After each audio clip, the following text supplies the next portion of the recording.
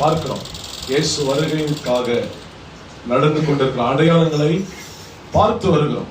இப்போ இதுல நம்மளுக்கு வருகிற போராட்டம் என்ன அப்படின்னா, நம்மளுக்கு அப்படின்னா கிறிஸ்து இயேசுவை பின்பற்றுகிற பிள்ளைகளுக்கு ஏற்படுகிற போராட்டங்களை குறித்து நம்ம பார்க்க போவோம். ஏசப்பா அவங்க நாமத்தினால் ஜெபிக்கிறேன். ஆமென், ஆமென். லூக்கா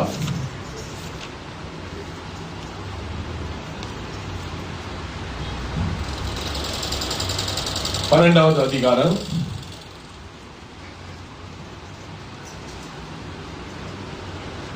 12th chapter 6th verse வந்து நம்ம பார்க்க போறோம். இந்த வேளையில நம்ம பார்க்க போறது என்னன்னா, பிதாவை குறித்து நம்ம பார்க்க போகிறோம். ஏன்னா பரலோகத்தில் இருக்கும் எங்கள் பிதாவே, இந்த மாதம் ஜெபத்தின் மாதமா இருக்கிறதுனால பிதாவை குறித்து நம்ம அவரோட கேரக்டரை குறித்து நம்ம பார்த்து வருகிறோம். ஃபர்ஸ்ட் அன்னைக்கு நம்ம ஒரு சின்ன மெசேஜை பார்த்தோம் பிதாவை குறித்து. அதே போல இந்த நாளிலும் பிதா யார் என்பதை நம்ம அறிந்து கொள்ள போகிறோம். என்ன பாருங்க, ஏன்னா நிறைய பேர் அதை வந்து ஒரு குழப்பமாய் மாத்திட்டாங்க இல்லைங்களா? பாருங்க, அப்படியே பண்ணீங்க. 12வது அதிகாரம் 6வது வசனத்தை நம்ம பார்க்கலாம்.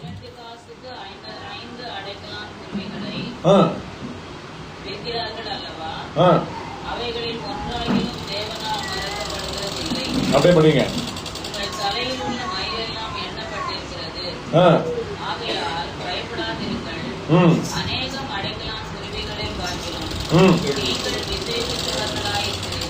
ஃபர்ஸ்ட் நம்ம தெரிஞ்சுக்க வேண்டிய விஷயம் என்னன்னா, நம்ம விசேஷித்தவர்களாய் இருக்கிறோம். நம்மள ஆண்டவர் ஸ்பெஷல் பீப்புள். நம்ம சாதாரண ஜனங்களா ஆண்டவர் கூப்பிடல. இயேசுவை விசுவாசிக்கிற நீ நானும் எக்ஸ்ட்ராடினரி ஸ்பெஷல் பீப்புளா இருக்கிறோம். உலகத்திற்கும் உனக்கும் நீ வேஷம் போடக்கூடாது. அப்படின்னா உலகம் சிந்திக்கிறதை போல உன் சிந்தனை இருக்கக்கூடாது. உலகம் பார்க்கிறதை போல உன் பார்வை இருக்கக்கூடாது. உலகம் நடந்து கொள்ளுகிறதை போல நீ எந்த சூழ்நிலையும் நடந்து கொள்ளக்கூடாது. உலகம் இந்த பிரபஞ்சத்தில் இருக்கிற ராஜா, இந்த பிரபஞ்சத்தின் ராஜா, இந்த உலகத்தின் ராஜா, அவன் சொல்லுகிறபடி இந்த உலகம் நடக்குது. ஆனா நீயும் நானும் இயேசுவால் அழைக்கப்பட்டிருக்கிறதுனால இயேசு அவரோட வார்த்தையின்படி வாழ கர்த்தர் நம்மளை கூப்பிட்டிருக்கிறார். அப்ப நம்ம விசேஷித்தவர்களாய் இந்த உலகத்துல இருக்கணும்னு ஆண்டவர் சொல்றார். அல்லேலூயா. பாருங்க, 2 காசுக்கு வாங்குற 5 அடைக்கலம் குருவிகளே அவரோட சித்தத்தின்படி கீழே விழுந்து அதோட உயிர் போலனா, இங்க வந்திருக்கிற உங்களுக்கோ உங்களை சார்ந்த விஷயங்களுக்கோ எதுவுமே ஆகாதபடி கர்த்தரால பாதுகாக்க முடியும். அவரோட அனுமதி இல்லாம உன் லைஃப்ல எதுவுமே நடக்காதுன்றத நீ நல்லாவே புரிஞ்சுக்கலாம். அவரோட அனுமதி இல்லாம ஒரு விஷயமும் நடக்காது. யார் இந்த தகப்பன்? பாருங்க, மத்தேயு 7வது அதிகாரம் 7th chapter பாருங்க என்ன சொல்லு. மத்தேயு 7வது அதிகாரம் 11வது வசனம் பாருங்க என்ன சொல்லு. 11th verse. ஆகையால் பொல்லாதவர்களாகிய நீங்கள், பாருங்க, தேவன் கூட கம்பேர் பண்ணும்போது நம்ம பொல்லாதவர்களா இருக்கிற நீங்கள் உங்கள் பிள்ளைகளுக்கு நல்ல ஈவுகளை கொடுக்க அறிந்திருக்கும் போது, நம்ம பிள்ளைங்களுக்கு நம்மளே நல்ல வீடு வாசல், நல்ல காரு, நல்ல படிப்பு, நல்ல டியூஷனுக்கு போற இடம், நல்ல சாப்பாடு, நல்ல துணி, இதெல்லாம் நம்ம வாங்கும் போது அவங்களுக்காக நம்மளே உள்ள பிரயாசப்படும் போது பரலோகத்தில் இருக்கிற தேவன் என்ன சொல்றாரு? பரலோகத்தில் இருக்கிற உங்கள் பிதா, பரலோகத்தில் இருக்கிற உங்கள் பிதா தம்மிடத்தில் வேண்டிக் கொள்கிறவர்களுக்கு, தம்மிடத்தில் வேண்டிக் கொள்கிறவர்களுக்கு நன்மையானவைகளை கொடுப்பது அதிக நிச்சயம் அல்லவா? கைகளை தட்டி நன்றி செலுத்துங்க. நீங்க ஜெபம் பண்ண கர்த்தர் நன்மையானதை உங்களுக்கு கொடுக்கிறவர், தீமை அல்ல. நீ ஜெபிச்சா நன்மை செய்ய கர்த்தர் காத்திருக்கிறார். இதுக்காகத்தான் நம்ம ஜெபிக்கணும். நன்மையான காரியங்களை ஆண்டவர் எனக்கு செய்வாருன்னு இதுதான் பாசிட்டிவ் மைண்ட் செட். நம்மளோட பாசிட்டிவிட்டி எங்கிருந்து வரணும்னா வார்த்தைய படிக்கிறதுனால வரணும். அல்லேலூயா. வேற எந்த பாசிட்டிவிட்டியும் நமக்குள்ள இல்ல. பவுல் சொல்றான், என் மாம்சத்துல எனக்கு கான்பிடன்ஸே இல்லை அப்படின்னா, என்ன எந்த தைரியமும் எனக்கு இல்ல. அப்ப நம்ம உற்சாகப்பட வேண்டியது எல்லா சூழ்நிலையிலும் தேவனோட வார்த்தையில ஆண்டவர் சொல்லி இருக்கிறாரே, அவரை தேடுகிறவர்களும் அவர்கிட்ட கேட்கிறவர்களுக்கு அவர் நன்மையானதை கொடுக்கிறவராய் இருக்கிறாரு. தீமை அல்ல, நன்மையை கொடுக்கிறவராய் இருக்கிறாரு. அல்லேலூயா. நிறைய பிரச்சனைங்க உங்க வீட்டுல தீராம இருக்கிறதுக்கு காரணம் என்ன? நீங்க அத போராடிக்கிறீங்க, ஆண்டவர்கிட்ட கொடுக்கல. அதனாலதான் நான் ஸ்டார்டிங் இன்ட்ரோடியூஸ் பண்ணேன், உங்களால பரிசுத்தவான்கள். இனி உட்கார்ந்து இருக்கிற நிறைய பேரோட வாழ்க்கையில நிறைய போராட்டம் இருக்குது. இத எல்லார்கிட்டயும் சொல்லவே முடியாது. ஷேர் பண்ண முடியாத ஒரு கண்ணீர் இருக்குது. யார்கிட்டயும் சொல்ல முடியாத ஒரு வேதனை நமக்குள்ள இருக்குது. இது சொன்னா அவங்க புரிஞ்சுக்குவாங்களான்னு தெரியாத ஒரு வேதனை நம்ம மனசுல இருக்குது. இதுதான் நீ போராடுங்கிற அந்த போராட்டம். இந்த போராட்டத்துல தான் கர்த்தர் உனக்கு உதவி செய்யறேன்னு சொல்றாரு. இந்த போராட்டத்தை வேற யாரும் போராட முடியாது. நீதான் அந்த போராட்டத்துல இருக்கிற. கர்த்தர் கண்டிப்பா அந்த போராட்டத்தை உங்ககிட்ட எடுத்து வர நினைக்கிறியா? ஒரு வாட்டி எடுக்காமலே இருக்கிறார். எடுப்பாரு நம்ம ஒரு வாட்டி எடுக்காமலே இருக்கலாம். ஏன் எடுக்காம இருக்கிறாரு? ஏன்னா ஒரு வாட்டி நம்ம கேட்ட விஷயங்கள் அப்படி இருக்கும். நம்ம அவர்கிட்ட ஜெபித்த காரியங்கள் ஒரு வாட்டி அப்படி இருக்கும். பவுல் வந்து ஒரு முள்ள கொடுத்து ஆண்டவர் சொன்னார், என் கிருபை உனக்கு போதுன்றாரு. எடுத்தாரா? போடல. பிதாவே, என் சித்தம் அல்ல உன் சித்தமா இருக்கட்டும், இந்த பாத்திரம் என்னை விட்டு நீங்கட்டும். பிதா எடுத்துட்டார பாத்திரத்தை, இல்ல இயேசு சுமந்தார சிலுவைய. அப்போ நான் ஏன் இதை சொல்றேன்னா, உங்களை அவநம்பிக்கையில நடத்த இல்ல, ஒரு வாட்டி நீங்க பிரேயர் பண்ணணும் நடுக்கலன்னு நினைக்கிறீங்களே, அதுக்கு சொல்றேன். பிரேயர் பண்ணியும் என் போராட்டம் மாறலன்னு நினைச்சுங்கிறீங்களே, உங்களுக்காக சொல்றேன். ஒரு வாட்டி பிரேயர் பண்ணா கூட ஒரு போராட்டம் மாறாம இருக்குது.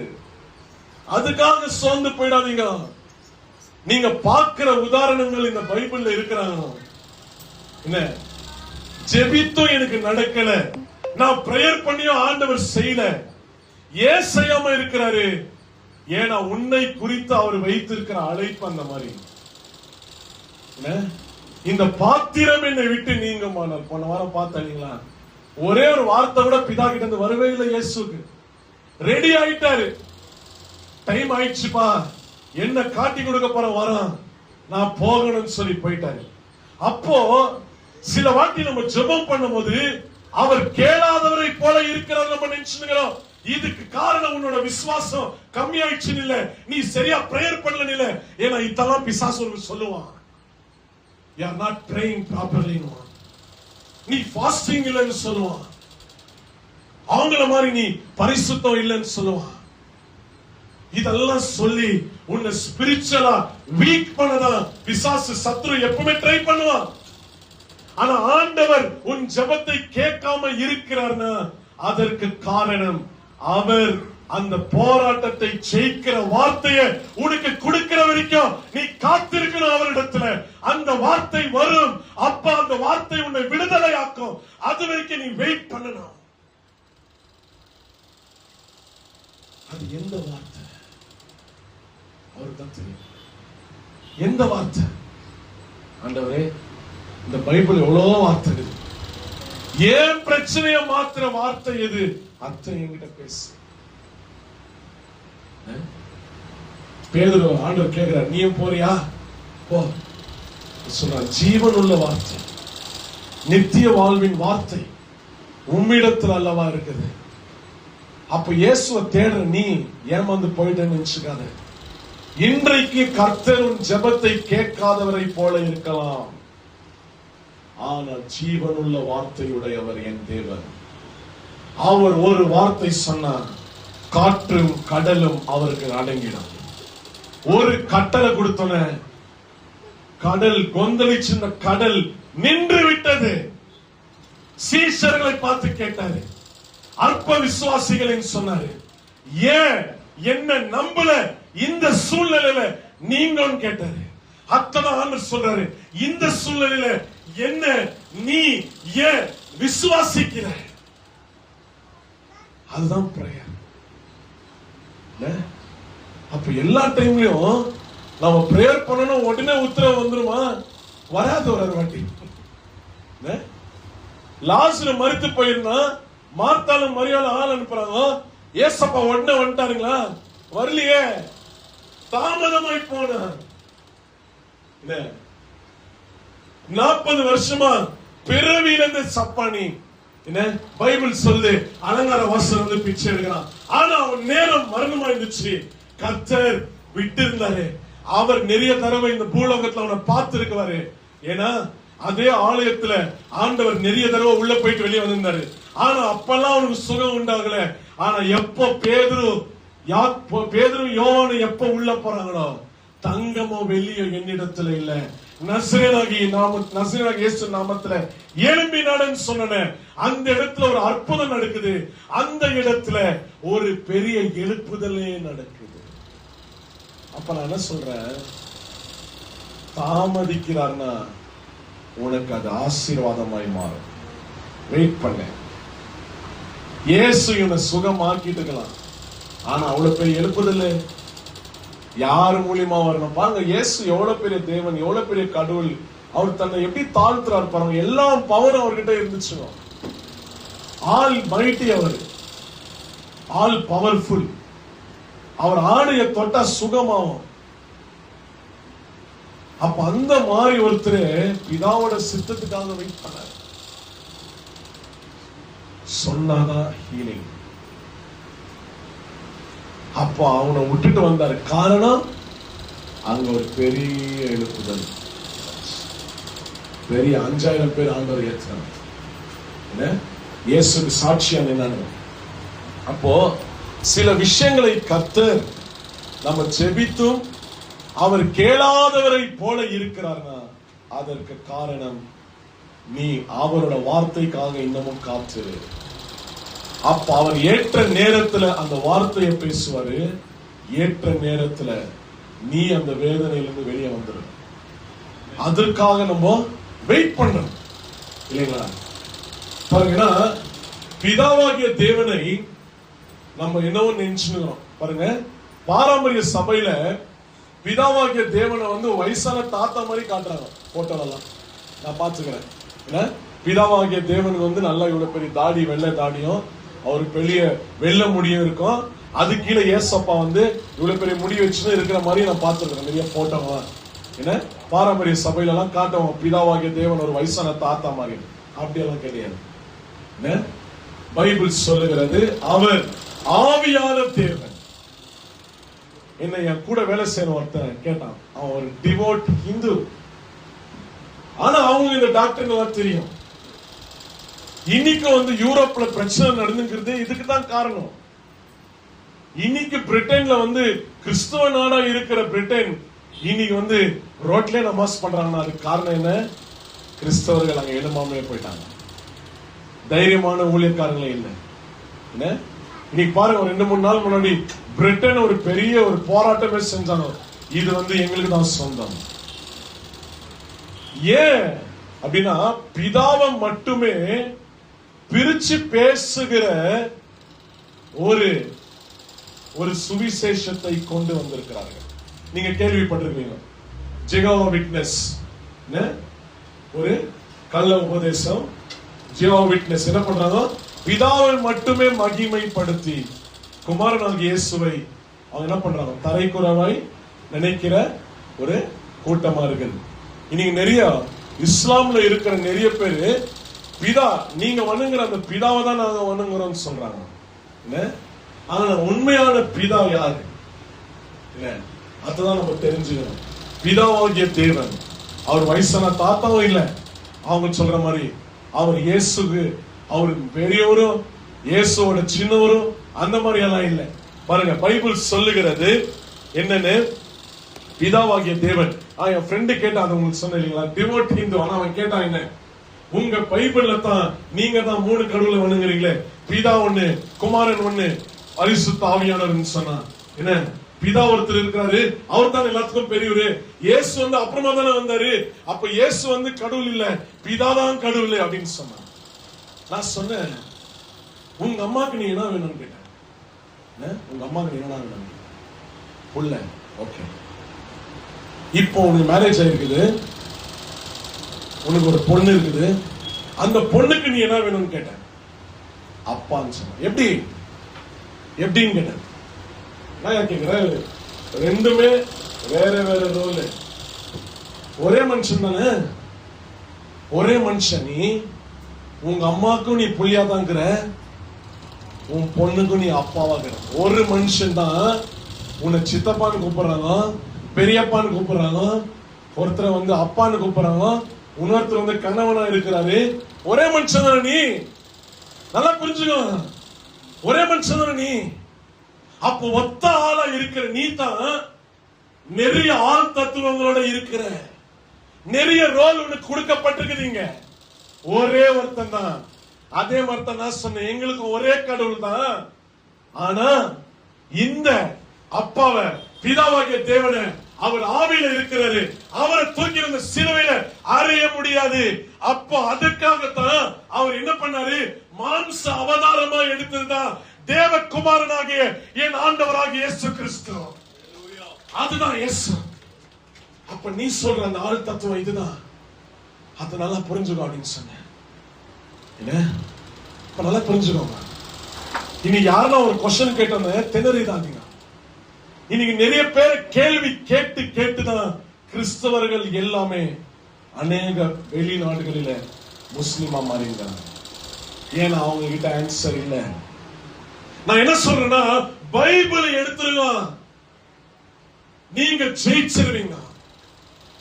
பைபிள்ல தான் இருக்குது எல்லா ஆன்சரும். இப்ப நான் அவனுக்கு கொடுத்த அந்த விளக்கத்தை எனக்கு யாரும் போட்டு காட்டல. நான் போராட்டத்துல அவன் கேட்ட கேள்வி எனக்குள்ள போராட்டமா மாறினப்போ கர்த்தர் என்னிடத்துல பேசினார். பைபிள் படிக்கும் போது நிறைய டவுட்டுங்க வரும், போராட்டமா மாறும். ஆனா அந்த டவுட் எல்லாம் ஆன்சரா ஆண்டவர் மாத்திடுவார் ஒரு நாள். அதனால தான் சொல்றேன், உங்களுக்கு டவுட் இருக்குதோ இல்லையா, பைபிள படிக்கிறத நிக்க வைக்காதீங்க. பைபிள விட்டுட்டீனா உனக்கு ஆசீர்வாதம் இல்ல. பைபிள விட்டுட்டீனா நீ ஏமாந்து போயிடுவ. பிரதர், நான் படிக்க தெரியாதவன், யூடியூப்ல இருக்குது, ஆன் பண்ண போயிட்டு பைபிள யூடியூப்ல போயிட்டு பேசினா வருது உன் போன்ல.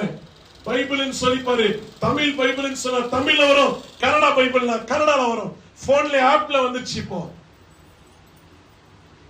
அப்ப வார்த்தையை கொடுத்து நம்ம ஏமாந்துட கூடாது. இன்னைக்கு நிறைய சர்ச்சுங்களை மசூதிகளா மாத்திட்டானுங்க பாருங்களேன். நிறைய சர்ச்சுங்க இன்னைக்கு எம்டியா இருக்குது. அப்ப அது இங்க அந்த மாதிரி நடக்க கூடாதுன்னா பைபிள் எடுத்துக்கிற நீங்க உங்க ஆண்டவர் யாருன்னு தெரிஞ்சுக்கணும். ஃபர்ஸ்ட் பிதாவாகிய தேவன் தான் யாரு, அத நம்ம ஃபர்ஸ்ட் தெரிஞ்சுக்கணும். பைபிள் சொல்லுகிறது, யோவான் 4வது அதிகாரம் 4th chapter 23 and 24 பாருங்க என்ன சொல்லுது அவரை குறித்து. உண்மையாய் தொழுது கொள்கிறவர்கள், உண்மையாய் தொழுது கொள்கிறவர்கள் பிதாவை ஆவியோடும் உண்மையோடும் தொழுது கொள்ளும் காலம் வரும். ஏன்னா அவங்க கிட்ட நிறைய பேர் வந்து சொல்லுவாங்க, நீங்க வச்சிருக்கிற பைபிள் அது மாறிச்சு. அப்ப அவங்க நீங்க கேட்கணும், யார் மாத்துந்து காட்டு. அதே குரான்ல தான் போட்டுக்குது, நம்ம கிட்ட இருக்கிற பைபிள்ல தான் அவங்க ஃபாலோ பண்ணாங்க. தைரியமா பிரசங்கம் பண்றேன், எனக்கு பயம் இல்லை, நான் ஒன்னும் தப்பா பிரசங்கம் பண்ணல. அப்ப அதை மாத்திட்டாருன்னா அப்ப யாரா மாத்த விட்டுருந்து. இந்த வார்த்தைக்காக ரத்த சாட்சிகளாய் மரித்து போனவர்கள் நிறைய பேர், தோல் உரிக்கப்பட்டு கம்பத்துல உயிரோட எரிக்கப்பட்டவர்கள் நிறைய பேர். இந்த பைபிள் என் கையில வரணும்னா நிறைய பேர் ரத்தம் சிந்திருக்கிறான். வில்லியம் டிண்டேலின் சொல்றாரு, அவரோட தோல் உரிக்கப்பட்டு கம்பத்துல அவர் கட்டப்பட்டு சுட்டரிக்கப்பட்டார்.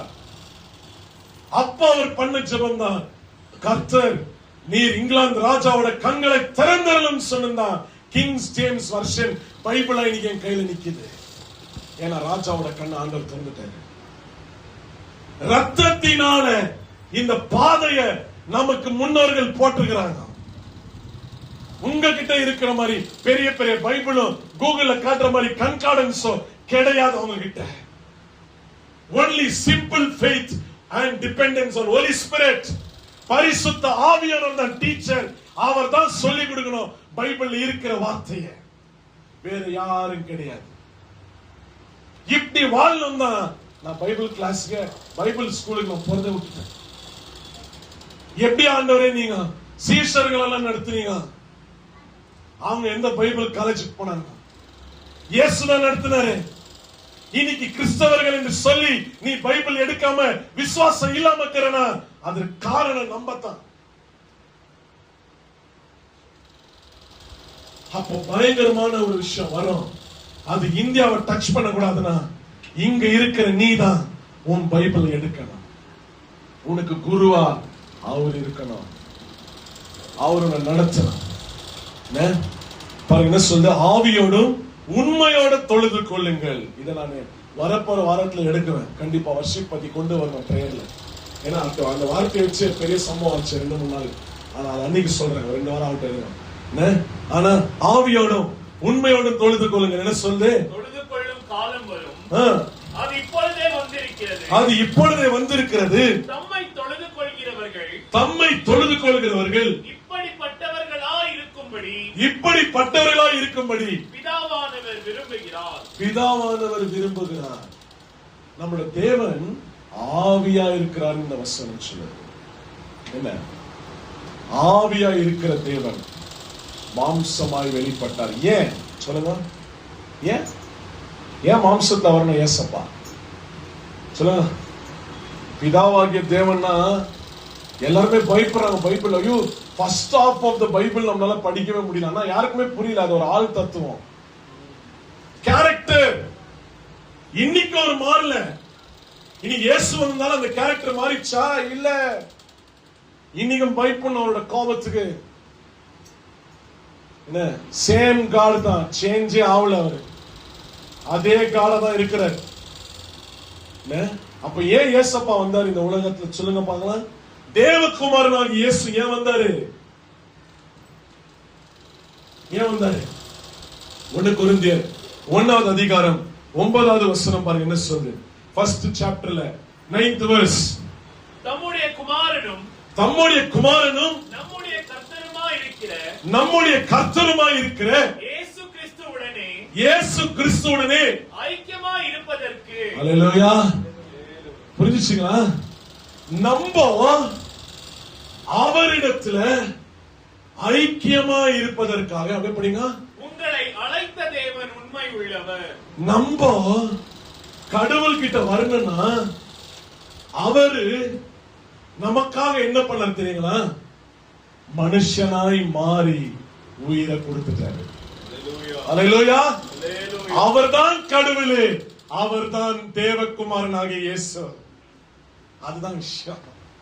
மனுஷனாவும் இருக்கிறாரு, கடவுளாவும் அவர் தான் இருக்கிறாரு. மனுஷ அவதாரமா வந்தாரு. நம்ம நல்லா புரிஞ்சுக்கணும். என்ன பாருங்க பைபிள் சொல்லுகிறது, அவரோட நம்ம ஐக்கியமா இருக்கணுமா? ஏன்னா நம்ம செய்கிற பாவம் நமக்கும் தேவனுக்கும் பிரிவினை உண்டாக்கிடுச்சு.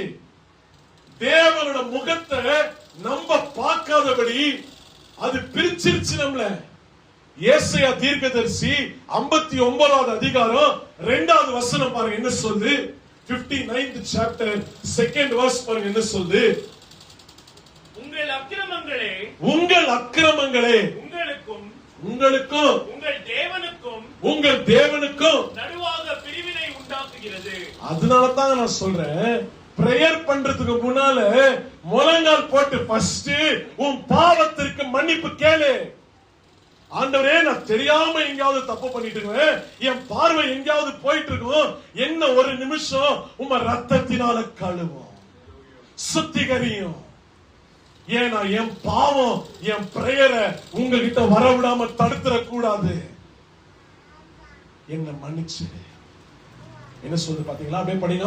உங்கள் பாவங்களே அவர் உங்களுக்கு செவி கொடாதபடிக்கு, உங்களுக்கு செவி கொடுக்காதபடிக்கு அவருடைய முகத்தை உங்களுக்கு மறைக்கிறது. முகத்தை மறைச்சிருக்கிறார் ஆண்டவர். இப்ப முகத்தை மறைச்சிருக்கிறவரு முகத்தை உங்களுக்கு காண்பிக்கணும். அதுக்கு நம்மளுக்கு ஒருத்தர் தேவை. அது யாரு? அதுதான் இயேசு. முகத்தை மறைச்சிருக்கிற ஆண்டவரை நம்மளுக்கு நேராக மாத்திரமா அவர் மனுஷ அவதாரம் எடுத்து இந்த பூமிக்கு வந்து ஒரு பாவமே செய்யாத தேவ ஆட்டுக்குட்டியாக தன்னோட ரத்தத்தை சிந்தினார். செய்யாத பாவம் அவர் மேல வைக்கப்பட்டது. அவர் செய்யாத அந்த வியாதிகள் அவர் மேல வைக்கப்பட்டது. எல்லா சாபங்கள் அவர் மேல வைக்கப்பட்டது. எல்லாம் ஜன்ம சுவாபங்கள், தகப்பன் தாய் செய்த தவறு பாவங்கள், பரம்பரையா செய்த குடும்ப பாவங்கள், இது எல்லாம் சாபமாய் இயேசு அந்த சிலுவையில நமக்காக பிதாவே இவங்களை மன்னியா கதறினார். அதே போல என்ன ஜெபம் பண்ணாரு? நிறைய இஸ்லாம்ல இருக்கிற நிறைய பேர் எடுக்கிறது, நிறைய பேர் ஏமாத்துறது என்ன வசனத்தை வச்சு தெரியுங்களா? Matthew chapter 27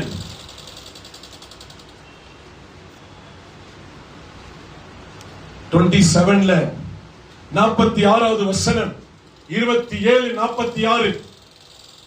9ஆம் மணி நேரத்தில் இயேசு ஏலி ஏலி லாமா சபக்தானி என்று ஏலி ஏலி லாமா சபக்தானி என்று மிகுந்த சத்தமிட்டு கூப்பிட்டார். அதற்கு என் தேவனே என் தேவனே என் தேவனே என் தேவனே ஏன் என்னை கைவிட்டீர் என்று அர்த்தமா? ஏன் என்னை கைவிட்டீர் என்று அர்த்தமா? என்ன கேக்குறாங்கன்னா, தேவனே தேவனே கூப்பிடுறாரு. அந்த தேவன் தான் நாங்க வணங்குற தேவன்.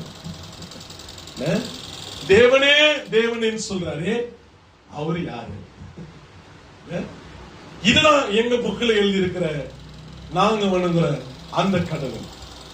அப்ப இயேசுதான் அவரை பார்த்துதான் பிரேயர் பண்ணாரு அப்படின்னு சொல்லி என்ன பண்றாங்க?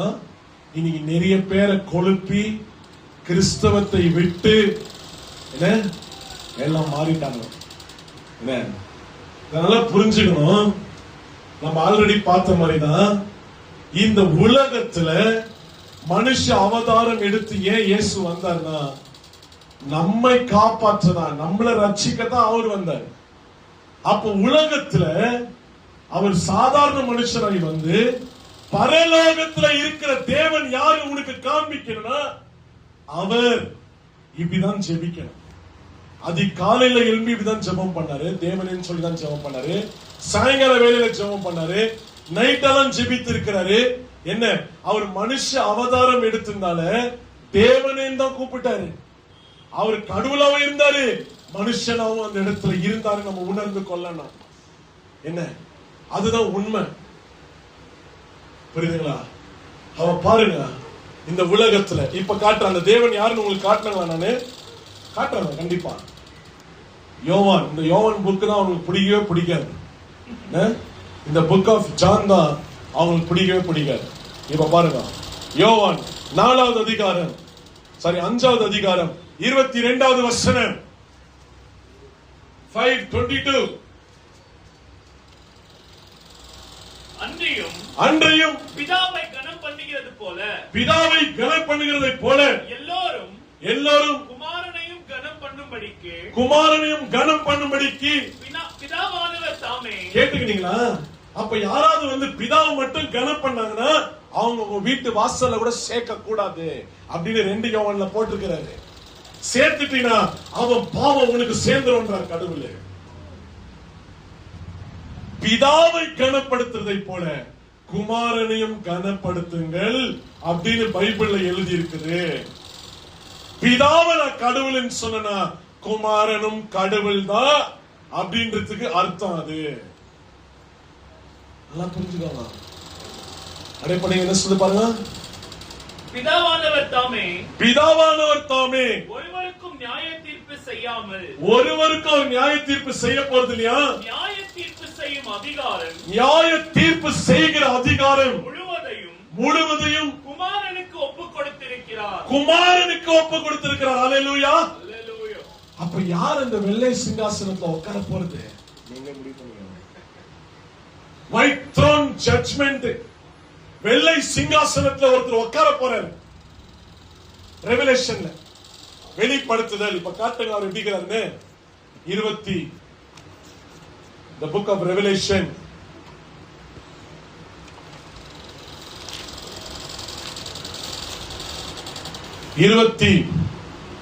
இருபதாவது அதிகாரம் 11வது வசனம். 20:11. பின்பு நான் பெரிய வெள்ளை சிங்காசனத்தையும் அதின்மேல் வீற்றிருக்கிறவரையும் கண்டேன். யோவான் அவருடைய சமூகத்திலிருந்து பூமியும் வானமும் அகன்று போயின. அவைகளுக்கு இடம் காணப்படவில்லை. அப்படியே படிங்க. மரித்தோராகிய சிறியோரையும் பெரியோரையும் தேவனுக்கு முன்பாக நிற்க கண்டேன். அல்லேலூயா. இயேசு கடவுள் நீங்க சொல்றாரா இல்லையா? நியாய தீர்க்கிறது அவர் தான், கார்டனிங் அவர் தான் போட்டுக்கிறாங்க. பைபிள் படிக்கலன்னா நம்மளால இவங்க ஜெயிக்க முடியாது.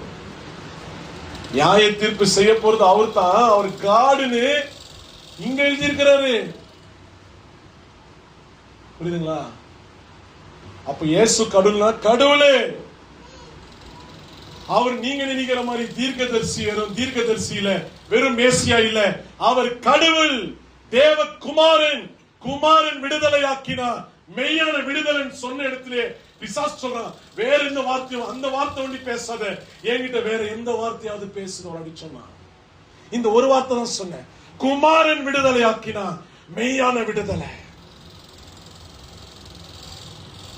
குமாரன் சொன்ன நீங்க அவரை கம்மியா நினைச்சுறாதீங்க. இந்த இடத்துல போட்டுக்குது அவர் கடவுள், காட். அவருக்கு முன்பதாக புஸ்தகங்கள் திறக்கப்பட்டது. ஒருத்தரும் செய்த காரியங்கள் எழுதப்பட்டதெல்லாம் அதுல சொல்லப்பட்டது. நியாய தீர்ப்பாங்க செஞ்சாங்க. அப்ப அவர் தான் அந்த கடவுள். என்ன இப்ப நெக்ஸ்ட் இடத்துல பாக்கலாங்களா அவர் யாருன்னு பாருங்க. அதே கடவுள் தான். அப்படியே படிச்சுட்டே யோவான் 5வது அதிகாரம் 5th chapter 24. அப்படியே படிங்க. என் வசனத்தை கேட்டு என்னை அனுப்பினவரை விசுவாசிக்கிறதுக்கு நித்திய ஜீவன் உண்டு. நல்லா யோசித்து பாருங்க. எந்த மதத்துல இருக்கிறீங்களாவது கேளுங்க, போயிட்டு இந்த கேள்வி கேளுங்க. நித்திய ஜீவன் ஒன்னு இருக்குது, நீங்க நம்புறீங்களான்னு கேளுங்க. ஆமான்னு சொல்லுவாங்க. இது யாரால கொடுக்க முடியும்? கடவுள் தான் கொடுக்க முடியும். அதான் இங்க சொல்றாரு, இயேசுதான் அந்த கடவுள். நித்திய வாழ்வை கொடுக்க இயேசு வந்திருக்கிறார். அப்ப இயேசு கடவுள் சொல்லி சொல்லணும்னு அவசியம் இல்ல. அவர் நித்திய வாழ்வை கொடுக்கிற தேவன் என்று இங்க எழுதி இருக்கிறாரு. உங்க புக்ல எப்படி ஒரு கடவுள் தான் நித்திய வாழ்வை கொடுக்கிறாருன்னு போட்டுக்குதோ, எங்க புக்ல இயேசுதான் அந்த கடவுள் போட்டுக்குது. நித்திய வாழ்வை கொடுக்கிறார். அடைப்படிங்க. அவன் ஆக்கினை தீர்ப்புக்கு உட்படாமல் மரணத்தை விட்டு நீங்கி ஜீவனுக்கு உட்பட்டிருக்கிறான் என்று மெய்யாகவே உங்களுக்கு சொல்லுகிறேன். இயேசு தன் ஜீவனை கொடுத்து பாவத்துல மரித்து போயிருந்த எனக்கு அந்த ஜீவனை கொடுத்தார். அதனாலதான் அந்த மகிழ்வோம் அந்த பாட்டை நம்ம பாடுறோம். என்னோட ஜீவனை அவர் எடுத்து, பாவத்தினால அது போயிடுச்சு, அப்ப எப்ப நான் ஏசப்பாவை ஏத்துக்கணும், அவர் ஜீவனை எனக்குள்ள வச்சுட்டாரு. நான் பாவத்துக்கு மரித்து போகாதபடி, நான் நித்திய வாழ்வோட இந்த உலகத்துல வாழும்படி அவர் வச்சுட்டாரு. அல்லேலூயா. பாருங்க, யோவான் 8வது அதிகாரம் 24வது வசனம். யாரும் நினைச்சுக்காதீங்க, இந்த வசனம் இது கோபத்துல பேசுற வார்த்தை கிடையாது. இந்த வசனத்தை நல்லா புரிஞ்சுக்கணும். ஏன் எடுக்கிறேன்? 8:24. ஆகையால் நீங்கள் உங்கள் பாவங்களில் சாவீர்கள் என்று உங்களுக்கு சொன்னேன். நானே அவர் என்று நீங்கள் விசுவாசியாவிட்டால் பாருங்க, பாவங்களிலே சாவீர்கள் என்றார். பாருங்க, இது ஏன் அப்படி சொல்றாருன்னா, ஏன் இவ்வளவு கடுமையா பேசுறாருன்னா, இங்க உட்கார்ந்து இருக்கிற உங்களுக்கு சொல்ல, இந்த இடத்துல அவர் பேசின ஜனங்களுக்கு சொல்றாரு, நீங்கள் உங்க பாவத்துல சாவீங்க. ஏன்னா நான் தான் அது. நீங்க நம்மள எந்த நானு யாத்ராகமம்ல போட்டிருக்குது, நான் நானாகவே இருக்கிறேன். அந்த நான் தான் அப்படி நீங்க போட்டிருக்கிறார். நான் தான் அது, ரட்சகர் நான் தான் அப்படி நீங்க எழுதியிருக்கிற அதே 8வது அதிகாரம். இப்ப பாருங்க 56வது வசனம். உங்கள் பிதாவாகிய ஆபிரகாம் என்னுடைய நாளை காண ஆசையா இருந்தான், கண்டு களி கூர்ந்தான் என்றார். எப்படி நீங்க சொல்லுங்க, எப்படி கண்டாரு? ஆபிரகாம் கண்டு களி கூர்ந்தாருங்களா? எப்படிங்க களி கூர்ந்தாரு? ஆபிரகாம் கண்டாருன்னு போட்டுருந்தீங்க. ஆபிரகாம் இருக்கும்போது தான் இயேசு இல்லையே. கேத்தலிக்ஸ்ல இருக்கவங்க சொல்றாங்களே, ஏசப்பா பெத்லகேம்ல பிறந்தார், அப்பதான் அவரு அம்மா இல்லாம புள்ள வந்துச்சா கேக்குறாங்களே. சொல்லுங்க, ஆபிரகாம் எப்படி பார்த்தாரு? இந்த வார்த்தையை கேளுங்க அவங்கள. ஆபிரகாம் என்னை படிங்க. ஆபிரகாம் என்னுடைய நாளை காண ஆசையா இருந்தான், கண்டு களி கூர்ந்தான் சொல்றாங்களே. அப்ப அம்மா இல்லாம புள்ள இருந்துச்சா இல்லையா? இருந்துச்சு. அத நம்ம தான் அவங்களுக்கு சொல்லி புரிய வைக்கணும். பாவம் பைபிள் எடுக்காத சொன்னாங்க, அவங்கள தப்பா பேசல. பைபிள் தெரியாது அவங்களுக்கு, பாரம்பரியம் தான் தெரியும். அவங்களுக்கு நம்ம தான் பைபிள்ல இருக்கிற வார்த்தையை சொல்லணும். என்னன்னு சொல்லணும்? அம்மா இல்லாம இல்ல, அவர் வார்த்தையான கடவுள். ஆதியில வார்த்தை இருந்தது, அந்த வார்த்தை தேவனிடத்தில் இருந்தது, அந்த வார்த்தை தேவனாயிருந்தது. ஆபிரகாம் ஏசப்பா பார்த்தாரு. எங்க பார்த்தாரு தெரியுங்களா? ஆதியாகமம் 22வது அதிகாரம். ஈசாக்க கொலை பண்ணும் போது அங்க ஒரு ஆட்டுக்குட்டியா இருந்துச்சு பாருங்க. அங்க ஒரு ஆட்டுக்குட்டி வந்துச்சு பாருங்க. பிதாவாகிய தேவன் அந்த மோரியா மலையில எப்படியும் ஒரு ஆட்டுக்குட்டி மேல ஏறும். ஒன் ஆஃப் த மவுண்டன்ஸ்ல போய் பலி கொடுன்னு சொல்லிட்டாரு. என்னை கண்டான். நிறைய இடத்துல காட்டுவாங்க இயேசு அந்த மாதிரி. பாருங்க, வானத்தின் நட்சத்திரங்களை பாருன்றாரு. அதுல யார் இருந்தது நினைக்கிறீங்க? இயேசு கூட தான் நட்சத்திரம். அவருக்கு பேரே இருக்குது, நட்சத்திரம் பேரு என்ன. அப்ப ஆபிரகாம் கண்டான். இப்போ நம்ம பைபிள கரெக்டா படிக்கும் போது ஆண்டவர் உணர்த்துறது. இப்ப அங்க ஜனங்க என்ன சொல்றாங்க பாருங்க, இது அவங்களுக்கு புரியல. ஏன்னா அவங்க பைபிள கரெக்டா படிக்கல. பாருங்க என்ன சொல்றாங்க. அப்பொழுது யூதர்கள் அவரை நோக்கி, உனக்கு 50 வயசு கூட ஆகல,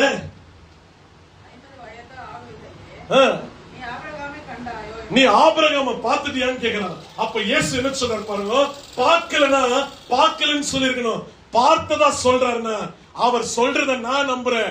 அவர் சொல்றதுதான் இந்த பைபிள்ல ஆவியானவர் எழுதி இருக்கிறாரு. ஏன்னா அவர் சொன்னாரு, நானே வழியும் சத்தியமும் ஜீவனுமாய் இருக்கிறேன்னு சொல்லிட்டாரு. அப்ப அவர் சொல்ற வார்த்தை எதுவா இருந்தாலும் நான் நம்புவேன். நரகம் இருக்குதுன்னு சொன்னா இருக்குதுன்னு நம்புறேன். அவர் வருவாருன்னு சொன்னா வருவாரு நம்புவேன். மகளே, உன் நோயை நான் சுகமாக்குறேன்னு சொன்னா நம்புறேன். உன் பிரச்சனையை நான் மாத்துறேன்னு சொன்னா நம்புறேன். வீட்டுல இருக்கிற ஆளோட பேச்ச நம்புறேன். ஆண்டவர் சொல்றத நம்பாம இருக்கணும். நம்பணும். இப்ப என்ன சொல்றாரு பாருங்க. அதற்கு இயேசு ஆபிரகாம் உண்டாகுகிறதற்கு முன்னமே, கேட்டீங்களா? ஆபிரகாம் உண்டாகிறதுக்கு முன்னமே நான் இருக்கிறேன் என்று மெய்யாக. கைகளை தட்டி நன்றி செலுத்துங்க. அம்மா இல்லாம இந்த பிள்ளை இருந்துச்சு நீங்க சொல்லுங்க. ஹல்லேலூயா. எவ்வளவு நாள் தான் அவன் கேட்கிற கேள்வி நீங்க சும்மாவே இருக்குங்க? அன்பா அவங்களுக்கு ஒரு பிளேட் பானிபூரியா மசால் பூரியா வாங்கி கொடுத்து இந்த உண்மைகளை நீங்க அவங்க சொல்லணும். இந்த உலகத்துல எல்லாருமே நேசிக்கணும். அவங்களை கூட்டிட்டு போய் ஹோட்டல்ல வாப்பா, கூட்டிட்டு போயிட்டு ஒரு காஃபி டீ, என்ன பிடிக்கும், சாப்பாடு சாப்பிட்றியா, காஃபி குடிக்கிறியா, என்ன வேணும் உனக்கு வாங்கி கொடுங்க, இல்ல உங்க வீட்டுக்கு கூட்டு போய் சாப்பாடு போடுங்க. போட்டு அப்புறமா நான் நிறைய வாட்டி நியூ இயர் அன்னைக்கு எங்க சொந்தக்காரங்க எல்லாம் கூப்பிடுறது எனக்கு வழக்கம். ஏன் சொல்லுங்க?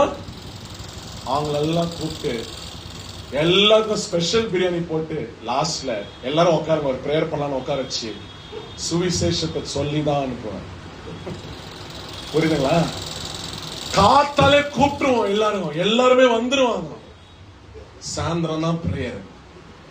காத்தால அவங்களோட நானும் கூட சேர்ந்து சிரிச்சுக்கின்னு விளையாடிக்கின்னு எல்லாமே நான் பண்ணுவேன். சாப்பிடும் போது அவங்க கூட சாப்பிட்டுங்க. லாஸ்ட்ல ஒரு பிரேயர் பண்ணிடலாம். விக்கிரக ஆராதனை தப்பு, இயேசுதான் உண்மையான ரட்சகர், ஞானஸ்தானம் எடுக்கணும், மூழ்கி ஞானஸ்தானம் எடுக்கணும் அப்படின்னு எல்லா உண்மையும் கேப்பே விடாம எல்லா உண்மைகளும் அவங்களுக்கு சொல்லி அவங்களே பேசலாடு எல்லாருக்கும் கை கொடுத்து நான் அனுப்புவேன். இது எங்க வீட்டோட வழக்கமா இருந்துச்சு ரொம்ப வருஷம். அப்ப நான் இருக்கிறேன் அப்படின்னு ஆண்டவர் சொல்லிட்டாரு. இதுக்கு மேல எனக்கு என்ன வேணும்? இப்ப அவங்க எல்லாம் என்ன பண்ணாங்க தெரியுங்களா? அதுக்கு பாருங்க. அப்பொழுது அவர் மேல் எரியும்படி கல்லுகளை எடுத்துக்கொண்டார்கள். கல்லை தூக்கினாங்க எல்லாரும். ஒரு மனுஷனாங்கிற நீ உன்னை கடவுள்னு சொல்றியே அப்படின்னு சொல்லிட்டு அவனுக்கு கோவம் வந்துச்சு. கல்லை தூக்கினாங்க பாருங்க.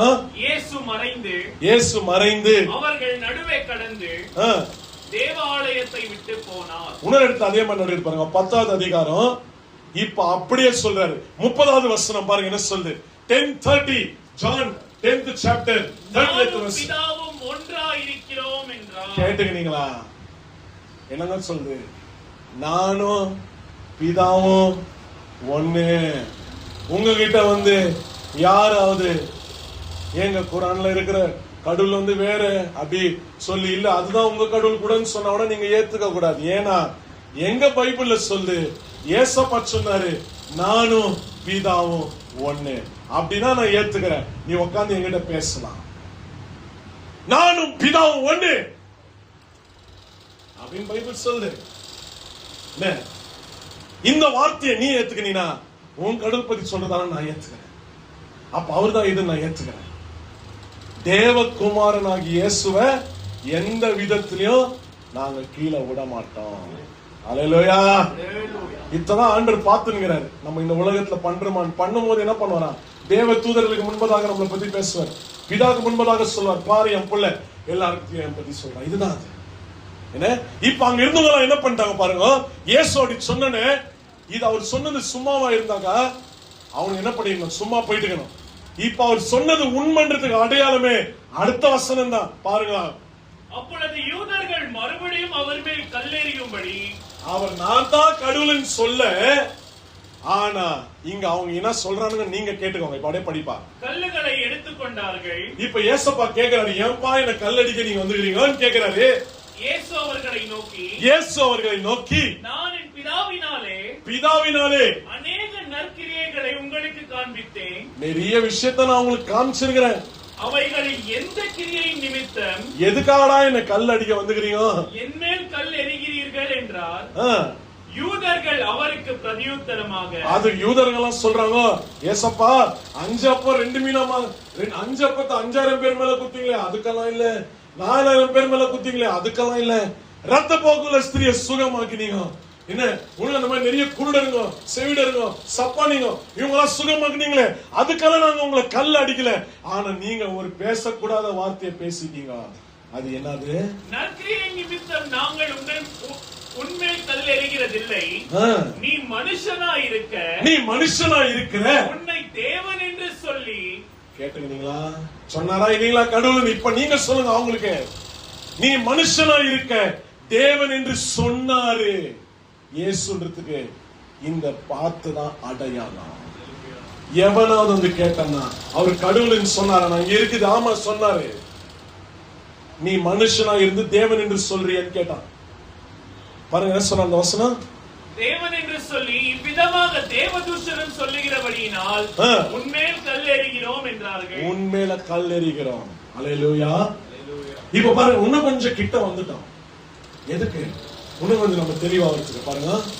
அதே மாதிரி இப்ப கூட இருக்கிற ஒருத்தர் வந்து கொஸ்டின் கேட்கிறார். யாரு? இவ பாருங்க ஏசப்பா சொல்றாரு என்னன்னு. யோவான் 14வது அதிகாரம் 6வது வசனம் பாருங்க என்ன சொல்லுது. 14th chapter 6th verse. அதற்கு இயேசு நானே வழியும் சத்தியமும் ஜீவனுமாய் இருக்கிறேன். என்னாலே அல்லாமல் ஒருவனும் பிதாவின் இடத்துல வரான் அப்படின்னு இப்ப சொன்னனே. கூட இருக்கிறவங்களும் ஒரு டவுட் வந்துச்சு. என்ன டவுட் பாருங்க. என்னை அறிந்தீர்களானால் என் பிதாவையும் அறிந்திருப்பீர்கள். இப்ப நீங்க சொல்லணும். நீங்க செப்பரேட்டா ஜெகோவா விட்னஸ் எல்லாருக்கும் டேப்லெட் கொடுத்து உட்கார வச்சுக்கலாம். யாருக்கும் பைபிள் இல்ல, எல்லாருக்கும் டேப்லெட் மாத்திரம் இல்ல, இந்த டேப்லெட் பெருசு கொடுத்து பைபிள் கிளாஸ் அதுல எடுக்கிறான். இப்ப ஆண்டவர் சொல்லிட்டாரு நான் பிதாவை தேடின்னு போணுமா? இல்ல இயேசுவை தெரிஞ்சாலே பிதாவை தெரிஞ்ச மாதிரி நீங்க சொல்றாரு. என்னை அறிந்தீர்கள் என்றால் என் பிதாவையும் அறிவீர்கள் சொல்லிட்டாரு. இதுக்கு நான் ஏன் அவங்க கூட போய் சேரணும்? இல்ல நான் ஏன் உன் குரானை படிக்கணும்? நீ சொல்லு. படிங்க, அதே படிங்க. என்ன சொல்லு பாருங்க. என்னை அறிந்தீர்களானால் என் பிதாவையும் அறிந்திருக்கிறேன். நான் உன் கொடுக்கிற புக்ல இல்ல, இந்த புக்ல இயேசுவை பத்தி தெரிஞ்சுக்கிறேன். நீ எழுதின புக்லயே உன்னோட தீர்க்கதரிசியோட எங்க அப்பா இயேசுவோட நாமம் தான் ஜாஸ்தியா இருக்கு. அல்லேலூயா. இது உண்மை. நிறைய பேருக்கு உங்களுக்கு தெரியுமா இல்லையான்னு தெரியல. குரான்ல முகமதோட பேரோட இயேசுவோட பேர் தான் ஜாஸ்தியா இருக்கு. இது உங்களுக்கு தெரியுமா? எனக்கு தெரியாது. என்ன இயேசு மசீனாலே அதுக்கு அர்த்தம் இயேசு ரட்சகர்னு அர்த்தம். அங்க புக்கிலே போட்டுக்குது. வேற யாருக்கும் ரட்சகர் என்ற பேர் கொடுக்கல, மேசியான்ற பேரை யாருக்குமே கொடுக்கல. இயேசு கொடுத்திருக்காங்க. ரட்சகர் நீ என் புக்ல காட்டுறதோட கூட்டணுவா உன் புக்ல நான் காட்டுறேன். அங்க அவர் மேசியான்னு போட்டிருக்குது. பாருங்க என்ன சொல்றாரு. படிங்க. என் பிதாவையும் அறிந்திருப்பீர்கள். இது முதல் நீங்கள் அவரை அறிந்தும் அவரை கண்டும் இருக்கிறீர்கள். கண்டும். இப்ப பாருங்க இதோட என்னங்க வேணும்? அவரை கண்டும் இருக்கிறீர்கள். அவரை பார்த்து இப்ப நானும் பிதாவும் ஒண்ணுன்னு சும்மா வார்த்தையில சொல்ல இப்ப காட்டுறாரு. அவர் தான் அதுன்றத வெளிப்படுத்துறார். இப்ப பாருங்க அப்ப கூட பிலிப்பு ஒரு டவுட் கேக்குறாப்ல. என்ன டவுட் பாருங்க. பிலிப்பு அவரை நோக்கி ஆண்டவரே பிதாவை எங்களுக்கு காண்பியும். எங்களுக்கு பிதாவை மட்டும் காட்டுங்க, அது எங்களுக்கு போதும் என்றார். அது எங்களுக்கு போதும்னு சொல்லிட்டான் பிலிப்பு. என்னடா நான் இவ்வளவு எக்ஸ்பிளைன் பண்ணிக்கிறேன். நானும் பிதாவும் ஒண்ணு, என்ன பார்த்தோம் அவரை பார்த்ததை போல, என்னை கண்டவன் அவரை கண்டதை போல அப்படின்னு சொல்லிட்டாரு. பிதாவை பார்த்து உயிரோட இருக்க முடியாது யாராலையும். யாராவது பிதாவை பார்த்தோம் அப்படின்னா யூடியூப்ல ஒரு தாத்தா போட்டுங்க மெசேஜ் மேல மெசேஜ் கேட்டு ஏமாந்துட போறீங்க. நான் காட் த ஃபாதரை மீட் பண்ணேன் அப்படின்ற பார்த்தா செத்துருவேன். பைபிள் சொல்லு அவரை பார்க்கிறவர்கள் செத்து விடுவார்கள். தேவனை பார்த்து உயிரோட இருக்கிறவங்க யாருமே கிடையாது. தேவ ரூபத்துல இருக்கிற, தேவனோட சாயல்ல இருக்கிற, தேவனா இருக்கிற இயேசுவை பார்க்கலாம். பிதாவாகிய தேவனை பார்த்தேன்னு சொல்லிடாத, தப்பு. முடியவே முடியாது யாராலும். இப்ப ஆனா சொல்றாரு பாருங்க என்னன்னு பாருங்க. அதற்கு இயேசு பிலிப்புவே இவ்வளவு காலம் நான் கூடவேக்கிறேன், என்னை அறியவில்லையா? என்னை கண்டவன் பிதாவை கண்டான். அப்படி இருக்க பிதாவை எங்களுக்கு காண்பியனு. ஏண்டா செப்பரேட் டாக்டர் நிறுத்தினார பிலிப். இந்த பிலிப்பு தான் சமாரியா பட்டணத்துல இயேசு தைரியமா பிரசங்கம் பண்ணான். ஏன்னா அவனுக்கு இந்த டவுட் கிளியர் ஆயிடுச்சு. எப்ப உனக்கு டவுட் கிளியர் ஆகுதோ அப்ப நீ தைரியமா ஊழியம் பண்ணுங்க. இவனுக்கு இந்த டவுட் இருந்துச்சு மனசுல, இவர்தான் அவரா, அவர்தான் இவரா. ஃபாலோ பண்ணிட்டு ஆண்டவர் கூப்பிட்டோன்னு, ஆனா நிறைய டவுட் இருக்குது நம்மளுக்கு. கிறிஸ்தவங்களா மாறிட்டோம், ஆனா நம்ம டவுட் மாறல. டவுட்டுங்கிறது தப்பு இல்ல, டவுட் பண்றது தான் தப்பு. பைபிள்ல உனக்கு டவுட் இருக்கலாம், ஆண்டவரை டவுட் பண்றாத. பைபிள் நமக்கு தெரியாத இதனால டவுட் இருக்கும் கண்டிப்பா. அதனால தான் சொல்றாரு, பலவீனர்களை ஆண்டவர் தெரிந்து கொண்டார், பலவான்களை வெட்கப்படுத்தும்படி. ஞானிகளை அவர் தெரிஞ்சுக்கல, பைத்தியங்களை தெரிஞ்சுக்கினாரு. என்ன மாதிரி பைத்தியக்காரன் தான் இந்த பைபிளை கொஞ்சாவது கத்துனுங்கிறேன். நல்லா பாருங்க, சினிமா நடிகருங்க, நிறைய ஞானிங்க இந்த உலகத்துல இருக்கிறாங்க, அவங்க எல்லாம் பைபிளை படிச்சுக்கிறாங்க. ஆனா அவங்க உண்மை இவர் தான் கடவுள் அவங்களுக்கு தெரியலையே. எப்போ இந்த பைபிள்ல இருக்கிறதா கடவுள் உனக்கு தெரியுதோ அப்ப நீ பைத்தியம் அர்த்தம். பைபிளை பொறுத்திருக்க. ஏன்னா எனக்கு தெரியாது, எனக்கு யாரும் தெரியாம இருந்துச்சு, அவர் தான் எனக்கு காண்பிச்சாரு. இவர் தான் கடவுள் நான் ஏத்துக்கிறது. யாரும் என்ன கன்வெர்ட் பண்ணல, நான் என் மனசு கன்வெர்ட் ஆயிடுச்சு. இவர் தான் கடவுள்னு என்ன மாதிரி புத்தி இல்லாதவனுக்கே தெரியும் போது, இன்னைக்கு நிறைய இன்டெலிஜென்ட் பீப்புள், சயின்டிஸ்ட், அவங்களுக்கெல்லாம் காட் இருக்கிறாரா, அவருங்க ஏத்திஸ்டுகளா காட் இருக்கிறாரான்னு கேட்கிறாங்க. அவங்க கண்ணு திறக்கப்படல, ஏன்னா அவங்க எல்லாம் புத்திசாலிங்க. உன்னோட 2026 லாஜிக்கல் திங்கிங் எடுத்துட்டு வந்து 2000 வருஷம் முன்னால, 6000 வருஷம் முன்னால தேவனால எழுதப்பட்ட ஒரு புக்கை நீ படிச்சிருந்தீனா கண்டிப்பா புரியாது. இந்த புக்கை எழுதின தேவ ஆவியானவர், எழுதப்பட்டிருந்து 40 எழுத்தாளர்கள் மேல அவர் வார்த்தையை கொடுத்து எழுதினாங்க. அவங்களுக்கே தெரியாது, ஆவியானவர் சொன்னா எழுதினாங்க. எனக்கு எப்படி புரியும்? புரியாது. அப்ப நீ பைபிள் புரியலன்னு நீ வீட்டுல எடுத்து வச்சுக்கிற பாரு, அது ரொம்ப பெரிய தப்பா. அப்ப நீ புத்திசாலின்னு அர்த்தம். புத்திசாலிங்க தான் பைபிள படிக்காம இருக்குவாங்க, புத்தி இல்லாதவங்க பைபிள் எடுக்குவாங்க. ஸ்ட்ராங்கா இருக்கிறவங்க ஆண்டவர்கிட்ட வர மாட்டாங்க, பலவீனருங்க ஆண்டவர்கிட்ட வருவாங்க. நல்ல சுகமா இருக்கிறவங்க இயேசு கிட்ட வர மாட்டாங்க, சுகம் இல்லாதவங்க இயேசு கிட்ட வருவாங்க. பாவத்துல இருக்கிறவன் தான் இயேசப்பா கிட்ட வர முடியும். பாவம் செய்யாதவனும் நான் நீதிமான் நீதிமான் சொல்லிடுங்க. அப்போ இல்லாதவன் தான் இயேசு கிட்ட வருவான். நீ இல்லாதவனா இருந்தா நீ ஆண்டவரை மிஸ் பண்ணிடாத. ஒரே ஒரு நாளும் மிஸ் பண்ணாத, ஒரு சண்டேவும் மிஸ் பண்ணாத. ஏன்னா உனக்கு இயேசு தேவை. அல்லேலூயா. அவர் எனக்கு தேவை. அவர் இல்லாம என்னால இருக்க முடியாது. அதனாலதான் பாட்டா பாயிட்ட, நீங்க இல்லாம என்னால வாழ முடியாது ஆண்டவரே அப்படின்னு பாடிட்டாரு. தொடர்ந்து பார்க்கலாம், என்ன சொல்லிட்டு பாருங்க. 14வது அதிகாரம் அப்படியே படிங்க. காண்பியம் என்று நீ எப்படி சொல்ற? நான் பிதாவிலும் பிதா என்னிலும் இருக்கிறதை நீ விசுவாசிக்கலையா? நான் உங்களுடனே சொல்லுகிறேன் வசனங்களை சுயமாய் சொல்லவில்லை, சுயமா நான் சொல்லல. என்னிடத்தில் வாசமாய் இருக்கிற பிதாவானவரே, என்னிடத்தில் வாசமாய் இருக்கிற பிதாவானவரே இந்த கிரியைகளை செய்து வருகிறார், இந்த கிரியைகளை செய்து வருகிறார். அல்லேலூயா. புரியுதுங்களா? பிதா செப்பரேட்டா இல்ல ஒண்ணா? திருத்துவம் உண்மை. நிறைய பேர் திருத்துவம் இல்லை என்று சொல்கிறார்கள், நம்பாதீங்க. ட்ரினிட்டி நம்ம வணங்குறது Father, Son and the Holy Spirit. இது மூணும் இருக்குது. பாருங்க. அப்ப என்ன சொல்ல? அடுத்த வசனம் அடைபடிங்க. நான் பிதாவிலும் பிதா என்னிலும் இருக்கிறதை நம்புங்கள். நம்புங்கள்.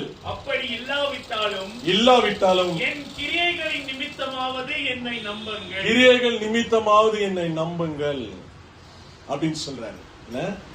நம்பணும். இது நம்பிக்கையில வருகிற ஒரு விசுவாசம். இது பேசுறதுனாலயோ டிபேட் பண்றதுனாலயோ வர விசுவாசம் இல்ல. அதனாலதான் எவ்வளவு டிபேட் நீங்க கேக்குறப்ப தைரியமா இருக்கணும். அருள் வேலுசாமின்னு சொல்லுகிற ஒருத்தர் யூகேல நீங்க போய் பாருங்க, கத்தி கத்தி உண்மையை சொல்றாரு. யாருக்குமே பயப்படல. ஆபரேஷன் ஸ்டீஃபன் அப்படின்னு அவரோட சேனல் பேர் இருக்குது. தமிழ்காரன் கிறிஸ்தவன் தைரியமா என்ன இயேசுதான் கடவுள்னு பிரசங்கம் பண்ணினுகிறான். இன்னைக்கு நிறைய யூரோப்பியன் தேசத்துல சர்ச்சுங்கெல்லாம் காலியானதுக்கு காரணம் இந்த வேதாகமத்தை அவங்க விட்டுட்டானுங்க. ஆண்டவர் சொன்ன வாக்குத்தத்தம் நிறைவேறி வருகிறது. அநேகர் விழுந்து போவாங்கன்னு கர்த்தர் சொன்னார். அது நடந்துங்குது. நம்ம விழுந்து போக கூடாதுன்னா இந்த வார்த்தையை பிடிச்சுக்கோங்க. அவர் தேவ ஆவியானவராய் இருக்கிறார். என்ன இப்ப அவர் ஆவியானவராய் இருக்கிறார் எப்படி நமக்கு தெரியும்? சிம்பிள். இப்ப உங்களுக்கு பிதாவை காட்டிட்டேன், பிதாக்குள்ள இருக்கிற இயேசுவை காட்டிட்டேன். இப்ப ஹோலி ஸ்பிரிட்டை காட்டிட்டேங்களா?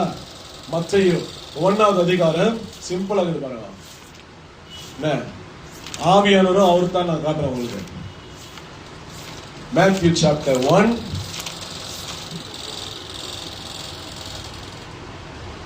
18. இயேசு கிறிஸ்துவினுடைய ஜனனத்தின் விவரமாவது அவருடைய தாயாராகிய மரியாள் யோசேப்புக்கு நியமிக்கப்பட்டிருக்கையில் அவர்கள் கூடி வரும் முன்னே. பாத்தீங்களா? கூடி வந்தாதான் குழந்தை பிறக்கும். இது ஹியூமன் இந்த உலகத்துல நடக்கிற விஷயம். ஆணும் பெண்ணும் ஒன்னா இணையணும். ஆணும் இல்ல, ஆண்டவர் உண்டாக்கல. பெண்ணும் இல்ல, அதையும் ஆண்டவர் உண்டாக்கல. ஆணும் பெண்ணும் கூடி வரும்போதுதான் இந்த உலகத்துல பிள்ளைகள் பிறக்கும் என்பது உலகத்தின் நீதி. இது யாராலையும் மறுக்க முடியாது, நம்மளுக்கே தெரியும். ஆனா இங்க ஸ்பெஷலா ஒரு நடக்குது. அவர்கள் கூடி வருவதற்கு முன்பதாகவே அவள் பரிசுத்த ஆவியினாலே கர்ப்பவதியானாள் என்று காணப்பட்டது. புரிஞ்சுச்சுங்களா? அல்லேலூயா. அப்ப ஆவியானவர் தான். அப்ப ஆவியில தான் இயேசுவே இந்த உலகத்துல உண்டானாரு. புரியுதுங்களா? தேவன் ஆவியா இருக்கிறாருன்றது உண்மை. ஏசப்பா ஆவியானவர்னாலதான் பிறந்தாருன்றதும் அவர் ஆவியானவராய் இருக்கிறார் என்றதும் உண்மை. இதுதான் ட்ரினிட்டி, திருத்துவம். நல்லா புரிஞ்சுக்கணும். இதுதான் அடித்தளமே. இது உனக்கு தெரியலனா உன்னை ஈஸியா ஏமாத்திடுவான். என்ன லூக்கா 1வது அதிகாரம் பாருங்க. அங்கேயும் சொல்லுது. என்ன லூக்கா 1வது அதிகாரம். இதை பார்த்து நம்ம முடிச்சிடலாம். 1வது அதிகாரம் ஃபர்ஸ்ட் சாப்டர் என்ன பாருங்க. 31வது வசனம். 1வது அதிகாரம் 31வது வசனம். இதோ நீ கர்ப்பவதியாகி ஒரு குமாரனை பெறுவாய். அவருக்கு இயேசு என்று பெயரிடுவாயாக. ஆனா மரியாளுக்கு கன்ஃபியூஸ் ஆயிடுச்சு. எப்படிடா நடக்கும்? எனக்கு தான் மேரேஜ் நடக்கலையே. இன்னைக்கு கூட 14 வயசு ஸ்கூல் போன கூட பாத்ரூம்ல குழந்தை பிறகுது. அந்த மாதிரி காலத்துல இருக்கிறோம். 14 இயர்ஸ் பாத்ரூம்ல குழந்தை பிறகுது. நிறைய இடத்துல, ஒரு இடத்துல இல்ல, இது நான் படிச்சு பேதாரான விஷயம். நிறைய இடத்துல இதை படிக்கிறேன். பெங்களூர்ல நடக்குது தெரியுங்களா? அந்த மாதிரி இப்ப திருமணம் நடக்கணும்னு அவசியமே இல்லை. ஒருத்தர் குழந்தை பெற்றுக்கிறது அதெல்லாம் நீதி, நேர்மை, வார்த்தையின்படி வாழ்றவங்க. திருமணத்துக்கு முன்பதாகவே இன்னைக்கு நிறைய பெண்கள் அவனோட வாழ்க்கையை இழந்திருக்கிறாங்க. நிறைய ஆண்கள் தன் வாழ்க்கையை இழந்திருக்கிறாங்க. தகாத உறவுல இருக்கிறாங்க. என்ன நடக்கும்? அப்போ யாருகிட்ட போய் சொல்லுவா? ரொம்ப நேரம் பாத்ரூம் அடிச்சுன்னு போய் பாத்துக்கிறாங்க. போய் பார்த்தா லாஸ்ட்ல யார் பொண்ணு பார்த்தா ஒரு பொண்ணை காப்சர் பண்ணாங்க. 14 வயசு பொண்ணு, 8வது பொண்ணு, 9வது படிக்கிற பொண்ணு. நான் படிக்கிறேன். இதெல்லாம் கேட்கும் போது வேதனை ஆகுது. ஆனா பைபிள்ல கேக்குறாங்க மரியாள் ஒரு கேள்விய. கெப்ரியேல் தூதனை பார்த்து கேக்குறாங்க, எப்படி இது சாத்தியம்? எனக்கு தான் உன்னை திருமணம் நடக்கல. படிங்க, என்ன சொல்ல பாருங்க. அவர் பெரியவராய் இருக்கிறார். உன்னதமானவருடைய குமாரன் எண்ணப்படுவார். கர்த்தராகிய தேவன் பிதாவாகிய தாவீதின் சிங்காசனத்தை 34 படிங்க. அங்கதான் கேக்குறாங்க பாருங்க. அதற்கு மரியாள் தேவதூதனை நோக்கி இது எப்படி ஆகும்? புருஷனை அறியேனே என்றாள். எனக்கு தான் எந்த ஆம்பளையும் தெரியாது, எனக்கு எப்படி குழந்தை பிறக்கும்? எவ்வளவு ஆச்சரியமா இருந்துச்சு பாருங்க அந்த காலத்துல. இந்த காலம் அப்படியெல்லாம் இல்ல. என்ன எந்த டெஸ்ட் பண்ணலாம் இப்ப கேக்குறாங்க, மேரிடான்னு கேக்குறாங்க. நிறைய அபாஷணங்கள் நடக்குது திருமணத்துக்கு முன்பதாகவே. கருக்கலைப்பு தப்பு, பாவம். இதெல்லாம் இந்த பெங்களூர் பட்டணத்தை நியாய தீர்ப்பாய் வரும், இந்திய தேசம் நியாய தீர்ப்புல வரும். இதுக்கெல்லாம் நீங்க முழங்கால் ஊறி ஜெபிக்கணும். இந்த மாதிரி பாவங்கள் என் தேசத்தில் நடக்க கூடாது, அது சாபத்தை கொண்டு வரும். பெங்களூர்ல நடக்குது. புதுசா நான் கேள்விப்பட்ட 2 நாள் முன்னாடி கப்புள் சேஞ்ச். இது ரொம்ப வருஷமே முன்னாலே நடந்துச்சு. அப்படின்னா உன் கேர்ள் ஃபிரெண்ட் கூட நான் இருக்கிறேன், என் கேர்ள் ஃபிரெண்ட் கூட நீ இரு, சேஞ்ச். அப்படி மோசமான பாவத்துல இந்த பெங்களூர் நடந்துருக்குது. இப்படியெல்லாம் இதுக்கெல்லாம் நம்ம பிரேயர் பண்ணணும். இந்த மாதிரி பாவங்கள் இந்த பட்டணத்தை அழிச்சிடும். நிறைய முடிவுங்க பாத்தீங்கன்னா அந்த மாதிரி உறவுல இருக்கிறவங்க நிறைய பேரோட முடிவு மரணம், மரணத்துல முடியுது. லாஸ்ட்ல பாருங்க அந்த பொண்ணை கொண்டுட்டு போயிடறாங்க. ஏன்னா அவங்க என்ன சொல்றாங்கன்னா, திருமணம் செய்து கொண்டால் லாஸ், கல்யாணத்துக்கு எவ்வளவு செலவாகுது, நம்ம வீட்டுல இருக்கிறவங்க கன்வின்ஸ் பண்ணணும், அவங்க ஒத்துக்கணும், இவங்க ஒத்துக்கணும். இதுக்கு பதிலா நம்ம ஒன்னா இருக்கலாம். திருமணம் நைட்டு நடக்க போற விஷயங்களை திருமணம் நடக்கிறதுக்கு முன்னாலே ஹஸ்பண்ட் அண்ட் ஒய்ஃபா நம்ம இருந்து வாழலாம்.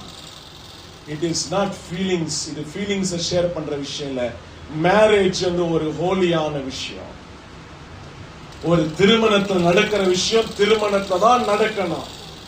It cannot happen outside the marriage. மேரேஜுக்கு அப்புறம் நடக்க கூடாது. அப்படின்னா அந்த மேரேஜ் ஒருவருக்கு வெளியே நடக்க கூடாது. தப்பு, அது வேதனை. நீங்க நிறைய பேர் இருக்கிறாங்க அந்த மாதிரி, ஆண்டவர் தெரியாதவங்க நிறைய பேர் இருக்கிறாங்க. அவங்க கிட்ட நம்ம கோவப்பட முடியுமா? இல்ல. இயேசுவை பத்தி சொல்லணும், உண்மை தெரிஞ்சுக்கணும்னு ஜெபிக்கணும். அந்த மாதிரி நிறைய பேருக்கு நான் பைபிள் கொடுத்துக்கிறேன். இப்ப வரைக்கும் சுவிசேஷம் சொல்றேன், காஸ்பல். ஏன்னா எங்கேயாவது உண்மை தெரிஞ்சு என்ன சொல்ல பாருங்க. இப்ப அதுக்கு என்ன பதில் சொல்ற ஆவியானவர்? தேவதூதன் அவளுக்கு பிரதியுத்தரமாக, எப்படி தூதனா அவருக்கு பிரதியுத்தரமாக, பரிசுத்த ஆவி உன்மேல் வரும், பரிசுத்த ஆவி உன்மேல வரும், உன்னதமானவருடைய பலம் உன்மேல் நிழலிடும். ஆதலால் உன்னிடத்தில் பிறக்கும் பரிசுத்தம் உள்ளது, தேவனுடைய குமாரன் என்னப்படும். யாராவது ஏன் அவரை சன் ஆஃப் காட் கூப்பிடுறோம்னு கேட்டாங்கன்னா அதுக்கு ஆன்சர் இதுதான். சன் ஆஃப் காட் டைட்டில் கம்மியாலாம் வைக்கல. அது வந்து இதுதான் அடையாளம். தேவன் தான் அவர் அப்போ தேவகுமாரன் என்பது அவரோட வல்லமையோ அவர் தெய்வத்தையும் அந்த தெய்வீக தன்மையோ குறைக்க இல்லை. இந்த இடத்துல ஃபிகரேட்டிவா சொல்லப்படுகிற வார்த்தை புரிஞ்சுக்கணும். நம்ம தேவ ஆவியானவரும் பிதாவும் இயேசுவும் ஒண்ணு, 3 ஆளு தத்துவம் ஒரே கடவுளை தான் நம்ம வணங்குறோம். கண்களை மூடி செபிக்கலாம். இந்த பிதா கிட்டதான் இவர்கிட்டதான் நம்ம செபிக்கிறோம். அப்ப இவருக்காகத்தான் இந்த தேவனை தேடிதான் ஆண்டவர் நம்மளை செபிக்க சொல்றார். இவ்வளவு பவர்ஃபுல்லான கடவுள் யாராவது பண்ணி காட்ட சொல்லுங்க. கடவுளா இருக்கிறது மனுஷனா மாற முடியுமா? நிறைய சாமியாருங்க நீ கடவுளா மாறிட்டாங்க. ஆனா கடவுளா இருக்கிற மனுஷனா மாறினது இயேசு தான். அல்லேலூயா. நீங்களே யோசித்து பாருங்க. நிறைய சாமியாருங்க நீங்க அவங்களே சொல்லிக்கிறாங்க, நான் தான் கடவுளே, ஐ எம் காட்னு சொல்லிக்கிறேன். நிறைய கடவுளே, நான் தான் கடவுள்னு சொல்றேன். நிறைய சாமியார்களை நான் பார்த்திருக்கிறேன். ஆனா சாமி மனுஷனா இறங்கி வந்தது இயேசு மட்டும்தான். அந்த உலகத்தையே படைத்த ஆண்டவர் தேவகுமாரனாய் மனுஷ அவதாரமாய் உருவெடுத்திருந்து இயேசுதான். நமக்காக அவர் பலியாக அடிக்கப்பட வந்த ஆட்டுக்குட்டி. எல்லாம் கண்களை மூடி செபிக்கலாம். எல்லாம் எந்திரிச்சு நிக்கலாம் ஒரு நிமிஷம். இப்போ யோசித்து பாருங்க. ஒரு கடவுளாவே இருந்திருக்கணும். ஏன் அவர் மனுஷனா வரணும்? எனக்காகத்தான் வந்தாரு. ஏன் பாவ கரையை எடுக்க இயேசு வந்தாரு. ஏன் பாவ கரையை எடுக்க வேற யாராலையும் முடியாது. தேவன் ஒரு மனுஷனை மாறி வந்தாதான் என் பாவ கரையை எடுக்க முடியும். பாவத்தின் சம்பளம் மரணம். ஆனா அவரை விசுவாசிக்கிறவர்களோ நித்திய ஜீவன், எட்டர்னல் லைஃப். இது இயேசுவால தான் கொடுக்க முடியும். அப்ப இன்னைக்கு அவரிடத்துல ஒப்பு கொடுக்கலாம், ஆண்டவர் கேட்கலாம்.